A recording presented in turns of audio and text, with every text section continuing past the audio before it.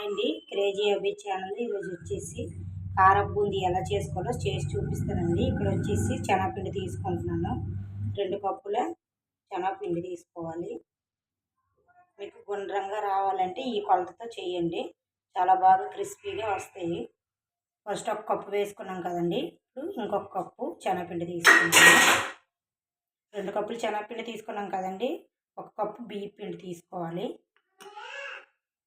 2 కప్పులు శనగపిండి, 1 కప్పు బియ్యం పిండి తీసుకున్నాం కదండి. కొద్దిగా సాల్ట్, అలాగే మంచి కలర్ కోసం పసుపు, ఇవన్నీ మిక్స్ చేసుకుందాం.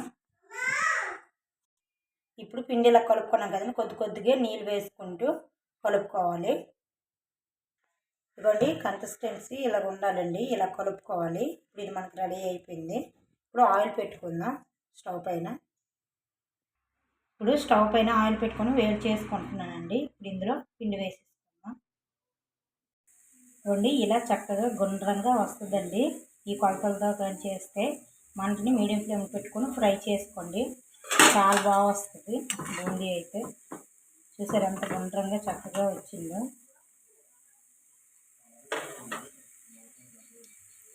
ఇలా మంటని మీడియం ఫ్లేమ్ పెట్టుకొని ఫ్రై చేసుకోండి. ఇప్పుడు బూందీ ఫ్రై అయిపోయింది, నేను ఒక గిన్నెలోకి తీసుకుంటున్నాను, బౌల్లోకి. ఇదిగోండి బూందీ గుండ్రంగా ఎలా వచ్చిందో చూడండి, చాలా క్రిస్పీగా చాలా బాగుంటుంది. ఇప్పుడు బూందీ అంతా ఫ్రై చేసుకున్నానండి.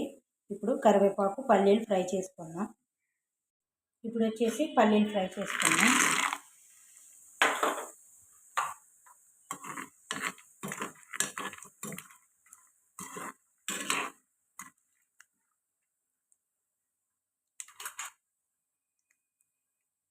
ఇదిగోండి పల్లీలు కూడా ఫ్రై అయిపోయి, ఇవి కూడా ఇప్పుడు ఆ బౌల్లోకి తీసేసుకున్నాం. ఇదిగోండి మిక్సీలో పల్లీలు కూడా వేసేసుకున్నాం. ఇప్పుడు వచ్చేసి కరివేపాకు ఫ్రై చేసుకున్నాం. ఇదిగోండి ఫ్రై చేసుకున్న కరివేపాకు కూడా వేసేసుకున్నాం ఇందులోనే. ఇప్పుడు ఇందులోకి వచ్చేసి కారం, అలాగే ఉప్పు. ఇప్పుడు ఇవన్నీ మిక్స్ చేసుకున్నాం ఇందులో కలిసేలాగా. చూసారా సౌండ్ ఎలా వస్తుంది, చాలా క్రిస్పీగా. ఇలా నేను చెప్పిన కొలతలతో చేసుకోండి. చూసారు కదండి ఎంత యమ్మీగా కరకరలాడుతూ క్రంచీగా చాలా బాగా వచ్చిందండి, చాలా టేస్టీగా ఉంటుంది. సేమ్ మన స్వీట్ షాప్ స్టైల్లోనే ఉంటుందండి. ట్రై చేయండి, ట్రై చేసి ఈ పండగ కూడా చాలా బాగుంటుందండి. ట్రై చేసి ఎలా వచ్చిందో కామెంట్ సెక్షన్లో కామెంట్ చేయండి, లైక్ చేయండి, షేర్ చేయండి, సబ్స్క్రైబ్ చేసుకోండి. ప్లీజ్ సపోర్ట్ చేయండి. బాయ్ అండి, బాయ్.